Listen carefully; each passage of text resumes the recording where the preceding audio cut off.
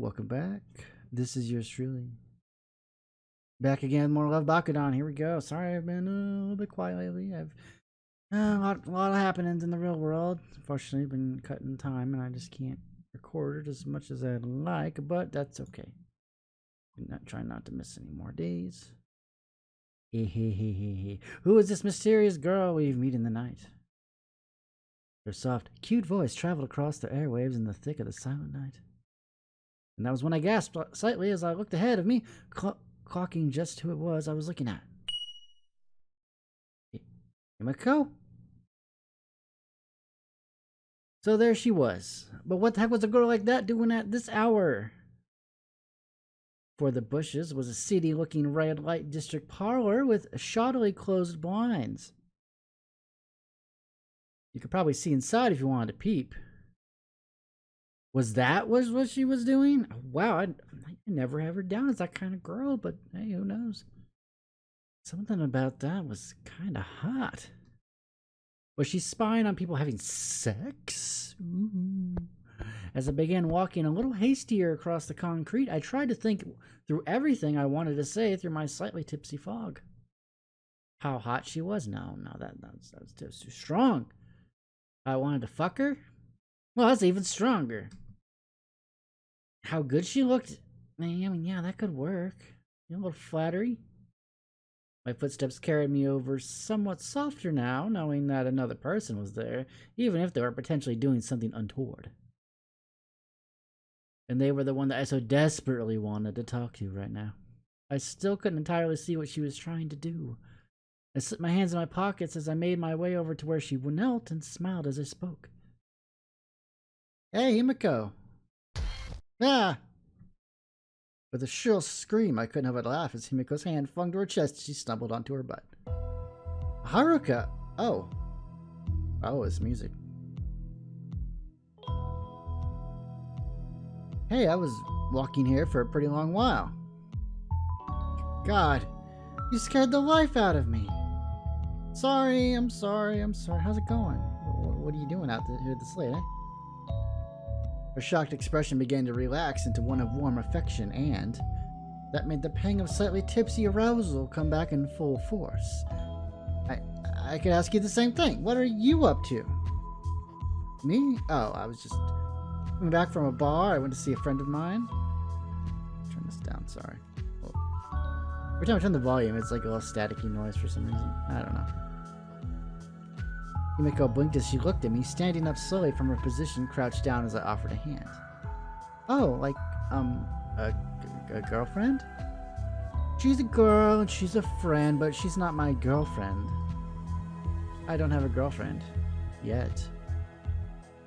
Maybe it was just my wishful thinking, but I could have sworn I saw Himiko's lips curve into a flicker of a smile. It was just for a second, but I felt like it was there.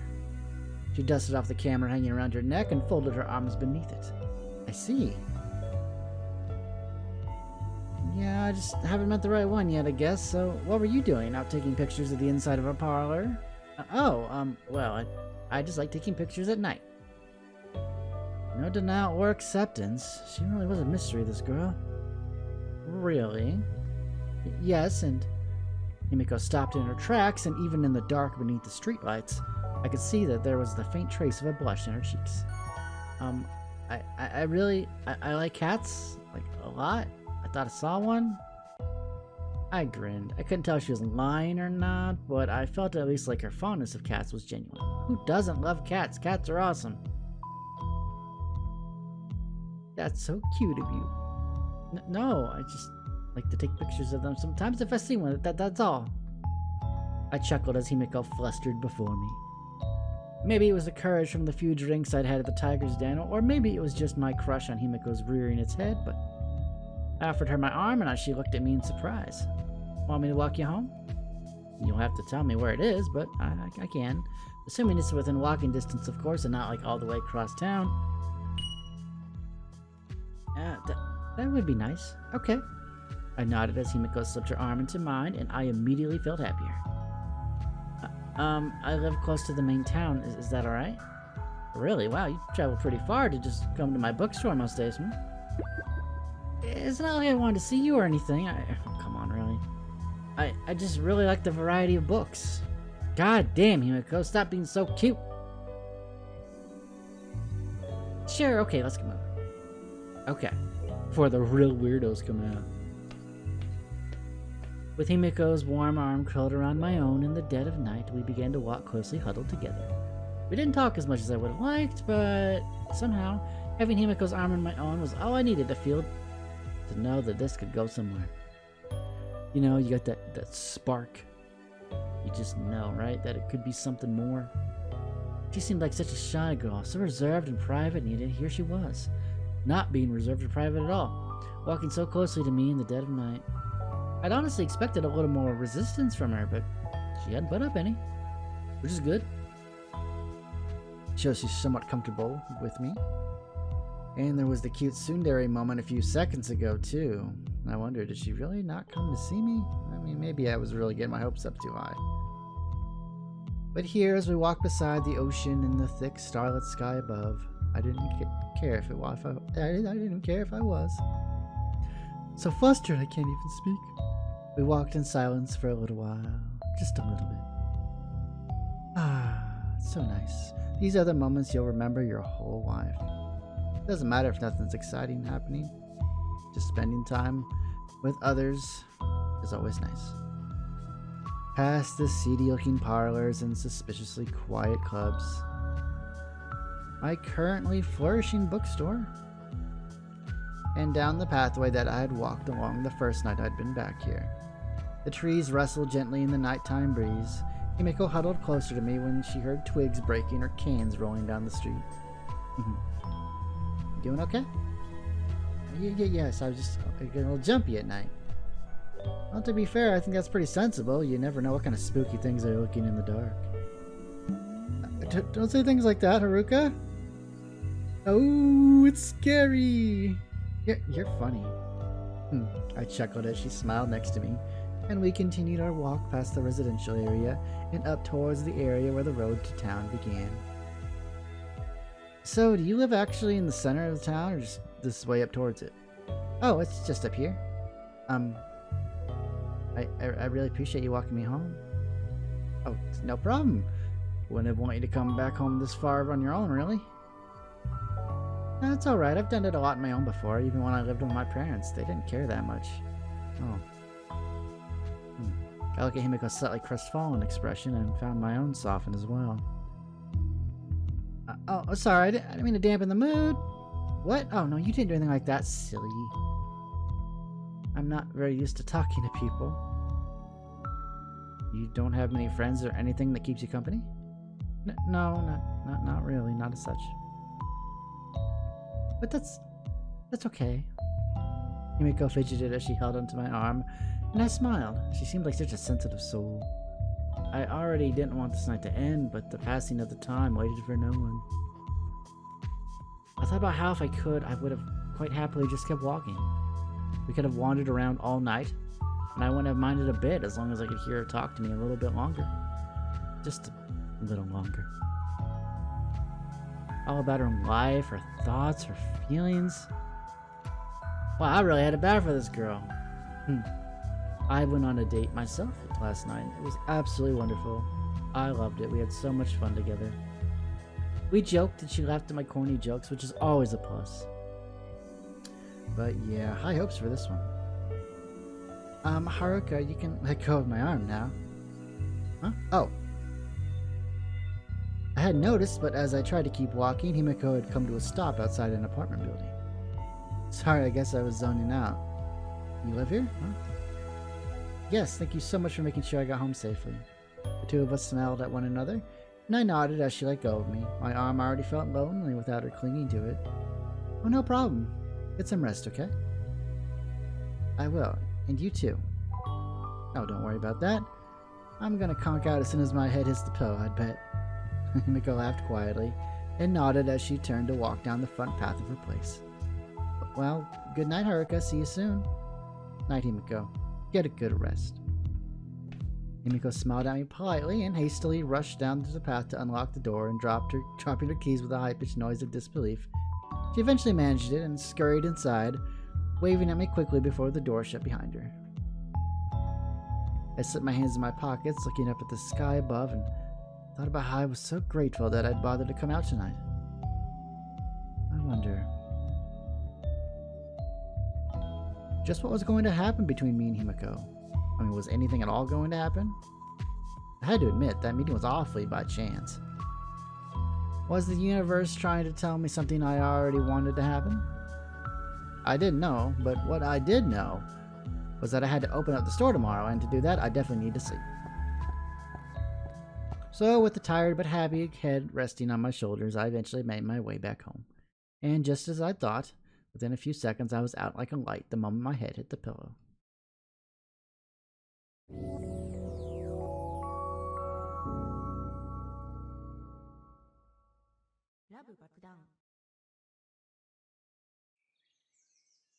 The following morning, I'd risen surprisingly early with a slight sting of a hangover, and rubbed my eyes as I blurrily sat upright in bed. Ugh. Thoughts of last night had lingered on my mind all morning. The chat I'd had with Yuki, the by-chance meeting I'd had with Himiko that turned out to be every bit as romantic as I could have hoped for. While I was brushing my teeth, I kept on smiling like crazy. I felt like just a giddy teenage girl I had met with her crush all over again. Himiko already seemed like she was opening up to me a little. I guess I must have been doing something right. Maybe I'd get a little further with her today if she actually came to the store. After some quick breakfast and throwing on my clothes, I reopened the doorway to Bakudan Books and found myself sitting down behind the counter eagerly. There's the old ladies. I was ever hopeful for Himiko's appearance, and I was remarkably relieved to have the company of the elderly women at my side once again, too. They sat themselves down in the corner with a cheerful greeting and began to talk amongst themselves about this and that right off the bat. Felt good to think about how much fun Yuki and I had last night, too. Surprisingly, the Tiger's Den turned out to be pretty decent. I knew Yuki was in a bad situation there, but last night she honestly seemed happy. I wonder if her and Tara were getting on a little better now, particularly as Tara had actually done something, kind. Miracles do happen, I suppose. Sat myself down with a notepad to doodle on at the counter, and I waited for the customers to just roll in. One in particular, especially. And roll in they did. Particularly chatty bunch today, if I do say so myself. Excuse me, might have some recommendations. I'm looking for this kind of novel, you see. Of course. Selling start. Whew, time to start. Let's go. Hey, you, give me a horror story. Is there anything more thrilling than being scared and horny at the same time? Well, can I do a horror story, huh? It's gotta be this one, right? Across the dock, the Empress reigns. Her land is one of fear, absolute pain, and seemingly endless submission, but one woman refuses to bow down. A hero called the Light, who now has her own little army of glowing swords and other such wonders of the world. The Empress does not like what she sees and begins to dispatch the knights of her order to take out the Light from this world. Will the Light make it to the Empress? And if she does, will it be every bit of it sexually tense as she expects? Okay. That's not that. Being an idol is hard work. The hours are long, the fans are intense, and the songs are impossible to memorize, at least. That's what Kim Heisu thinks to herself. But when her agency decides to surprise her with a visit to a local fortune teller, simply known as the Mist, Heisu finds that she gets much more than she bargained for, and the crystals on the table aren't the only globe she'll be grabbing that night. Ooh. The Devil's Thirst. Somewhere in the rural green of England's countryside, the local vicar and exorcist Emma is hired to cleanse a resident of the most opulent mansion in her small town. Demonic possessions have been frequent lately, though nobody's really sure why. Accompanying her on the job is Diana, a sprightly sweet girl who has taken on the task of escorting Emma to her client, but when the two women arrive, they find the demon waiting in the darkness has a very inventive way to make Emma fall to her knees. That's a good one. And it's more than one volume. This one sounds really cool. I wonder what it's like to live in England. I bet it's got some pretty sights. Demons too, I guess. And maybe I'll try reading this one later. Oh my god, we get to read it later? Want to give this one a try? I think this one's pretty up your street from the description you mentioned. Oh, this looks excellent. Thank you, Mishima. Sweet, she loved it. Hello, Mishima. Give me a thriller, please. Something that gets me hooked on the plot, but also gets me excited, you know what I mean? I got you, ma'am. Let's go. Let's try this one. Looking into her soul. Traveling all the way from Australia, Penelope Yang finds herself lost in Seoul. She only came out from her hotel for a bite to eat, but now she can't seem to find her way back. Not to mention her Korean is flimsy at best. So when she bumps into a university student, Kim Hwa-young, she finds that great relief in just how kind she is. But perhaps there's something darker looking underneath just a beautiful smile as hers. Ooh, that's a good one. Ikumi Honda is a womanizing nightcrawler. Having impulsively quit her day job to become a DJ, she should be living the dream, despite having women and money at her beck and call, and despite the endless hedonism that surrounds Ikumi's nocturnal lifestyle, she finds herself getting bored. On a night off, she decides to check out a local bar downtown that, for some reason, is calling to her, meets a woman there that will give her a night she'll never forget. Okay, that doesn't really match the description. Way with words. After a massive dark ritual goes terribly wrong, the necromancer Arvis finds both herself and the very knight who caught her, Ellis, exiled together into the great unknown. The two of them are women that shouldn't be anywhere near each other, but for the next 74 years are forced to be. Deciding to try and put their difference aside through their new lives, it doesn't always go that way, but when Arvis keeps a diary about her exploration across the continent of Brevere, she finds it also happens to double as the tale of just how she fell in love with Ellis too. Well, that's not really a thriller. It's the first one. I heard about this book. It actually sounds like it's pretty scary. Hold on to your ass, Grandma. Okay, sure. Here's a thrill that'll knock your socks off. Ooh, I do hope there's lots of gore. Thank you, Grandma. She loved it. Next in line, please. Hello. I'd really like something involving doctors. Gotta be this one, right? Woman, I'm not gonna read them all. Was it wealthy? Nope. Wait. No. This one. Based on the hit soap opera from Seattle. I'm not reading that. Okay. Samson, Heartthrobb's local firefighter, hot handsome doctor. This one. Based on a soap opera from America, but I don't think she'll mind, or whatever. I find this could be your guide to your new favorite soap. I bet you can catch some reruns. Ah, this is perfect. Thank you. Sweet, she loved it.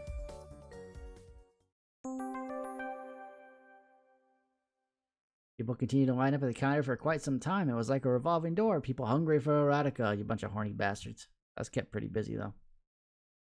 Ooh, that was a lot of work. I wonder how much I sold. Wow, everyone who came to the counter walked away with something. I'm pretty good at this, eh? Yeah, damn right I am. I've been really interested in the look of this book. I think I've earned the right to take it home with me. Ooh, I'm gonna read that. That might be fun. Guess that's done for the time being. I looked around for the store as the last customer left with the purchase in hand. I found that Himeko still hadn't come in. Oh, I'd ordered in the 7th volume of Devil Air yesterday, just as she requested, and here the mail never took all that long. And I'd anticipated delivery coming tomorrow. Maybe she was just waiting for that to come into stock before she was going to come back. But she did say she didn't come to see me necessarily anyway. I mean, she did come for the manga, right? I felt a little disappointed, you know, but, you know, whatever. You know, it happens. But as that day ended, I didn't realize I'd soon be even sulkier. Because for the next 2 days, I wouldn't see her. She hadn't shown up at all, which had sorely disappointed me, through no fault of her own. I mean, it wasn't like she was in any way obligated to show up. It wasn't like she worked here or even had to come here every single day. I mean, she had a life too. Besides, she was just a customer. It was highly unlikely she'd come here more often than once a week at best. But I still felt so sulky about it all, you know? Let me just say, I'm not the sulking type. Well, okay, not usually. But geez, over the past couple of days, I'd been pouting like nobody's business. I felt like some kind of spurned baby. Was I really that in the wrong to feel a bit put out? Having spent a romantic-ish night with the two of us having an arm's length, and all I wanted to do that night was spend time with her, as it was. It was now day 3 without Himeko's cute face showing itself in my store, and I felt more lovesick than ever. I ran a hand through my hair as I realized there was every probability she wouldn't show up today either. How was I supposed to strike up a bond with her like this? Had I done something wrong? Maybe I'd overwhelmed her. I mean, she was shy after all. I felt glum and lovesick. I also felt unbearably stupid for allowing myself to get like that so quickly over a girl I barely knew.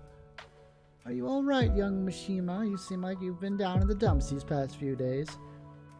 I blinked in surprise as one of the elderly women made her way over to me, and I shook my head apologetically with a smile. Oh, no. Sorry for worrying you. I promise I'm fine. Is that so? Not girl trouble, then? Well, how could you tell? Oh, little old ladies like me are much more perceptive than one might think. We've seen it all, you know. I smiled at the kind old woman before me. If she was the kind old lady who made a hobby out of hanging out in the erotic bookstore, well, I didn't doubt for a second that she really had seen it all over the years. I believe it, but I really am fine, though. Just feeling a bit headachy, that's all. Well, remember to take care of yourself. Your health should be above all else. I'll keep that in mind, thank you. The woman nodded warmly before walking back over to her seat, and I rested my head in my hands again as I propped him up with my elbows. I felt like such a fool. Wistfully, I walked over to the manga section and peered up at the top shelves that Himiko couldn't reach a few days before. I smiled quietly to myself. That girl sure did have risque taste for such a shy thing. Up here was where we kept the really good stuff. I wonder just what she was like behind closed doors.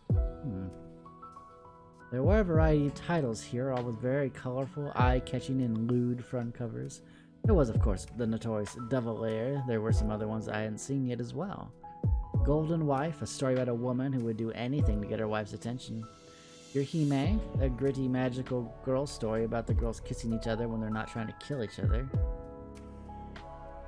Life on the Ocean, a story about the girls who were particularly bored of their ship, and one more, known as Heart and Boobs, which, well, I mean, I couldn't really glean just what the hell that was about. It seemed kind of gratuitous, even for a dirty manga. Looking for something? Oh, it's her! Oh my god, where the hell have you been? My heart almost leapt out of my chest as I heard someone from behind me and greeted with the soft voice that I had been so longing to hear. I whipped around to the small, smiling figure of Himiko. Placing a hand to her mouth as she giggled to herself, I felt my heart thumping. Himiko! Suddenly, I was elated. I placed my hand to my chest this time and smiled at her as she giggled. God, you scared the crap out of me this time. I got you this time. Himiko grinned at me, and as I looked at her, the butterflies make themselves known all over again, fluttering their way through my heart. Aww. She looked so beautiful, and above all else, she actually looked happy to see me. Suddenly, all my sulky woes from the past 3 days melted into the atmosphere as though they'd never happened. All that mattered was the now. Well, how have you been doing? I was wondering if you were going to show today.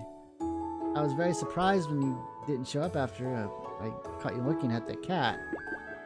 Oh, you were? Of course, I notice these things, you know?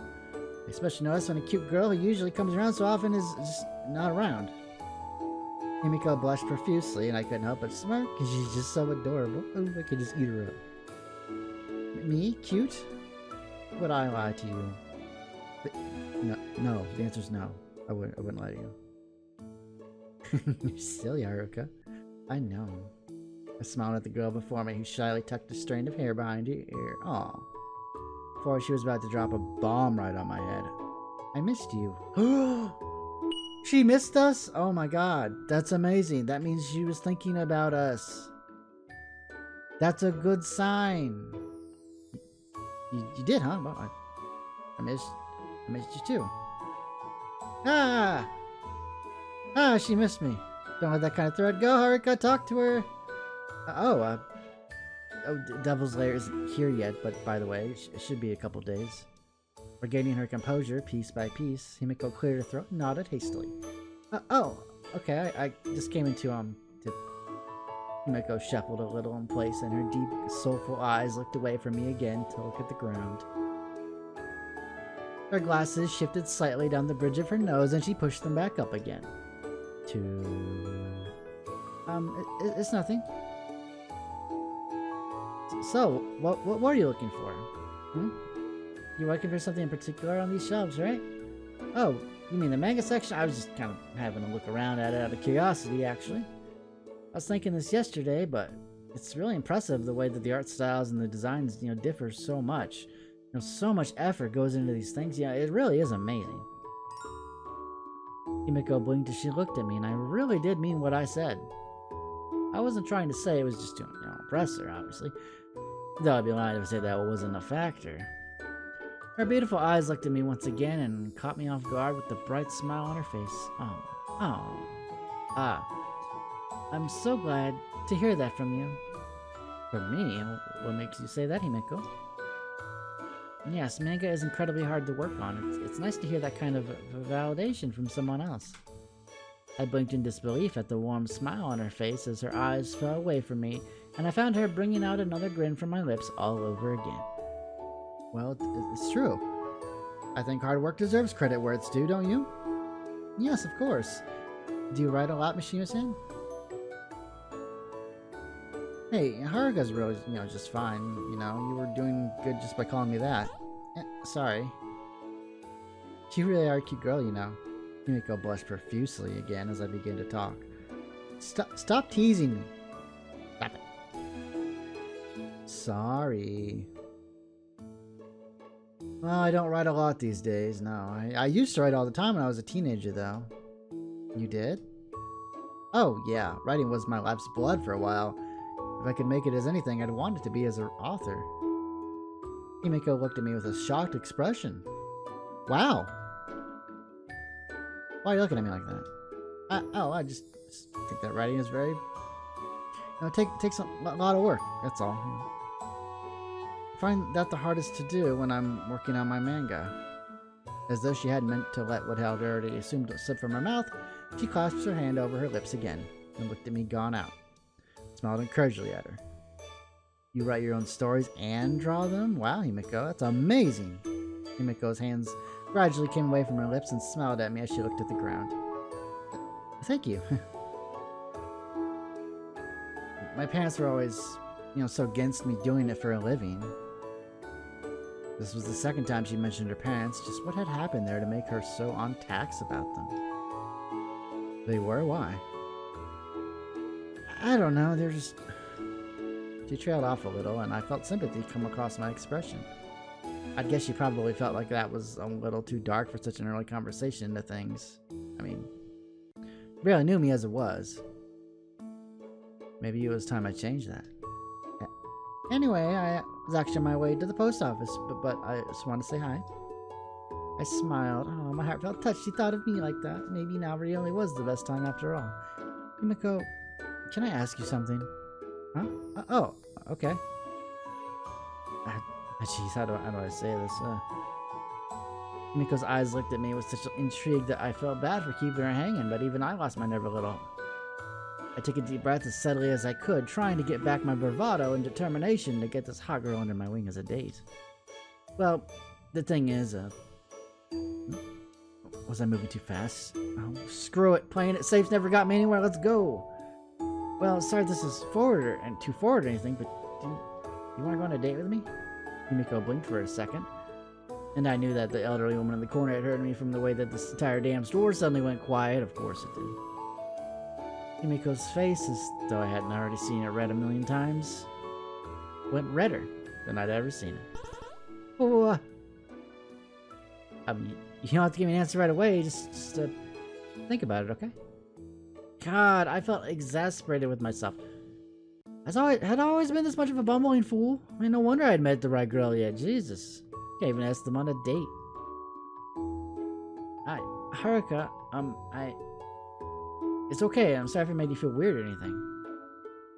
Himiko clearly felt like her voice was stuck in her throat, and she shook her head as she tried to get out the words.